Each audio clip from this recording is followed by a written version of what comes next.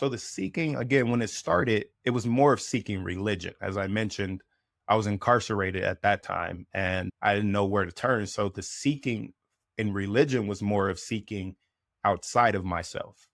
And then when the transition happened, again, I was feeling this, I was the scripture says God is within, the kingdom of heaven is within.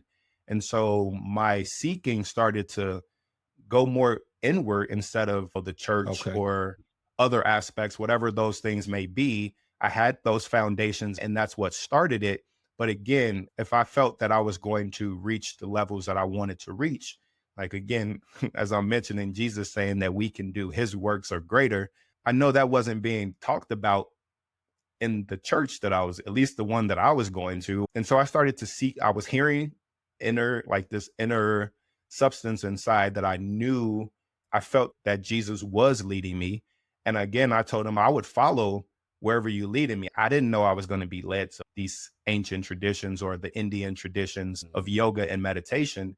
I didn't grow up with any of those things in my neighborhood or where I grew up at. And I kept that promise. The promise, again, it was one with heart, it wasn't with mine. I got a lot of feedback from my family who didn't understand.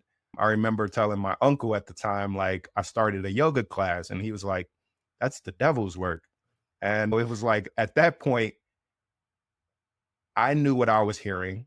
And so I decided to keep my journey more inward instead of going out and telling everyone about it. And people didn't understand, but they understand now.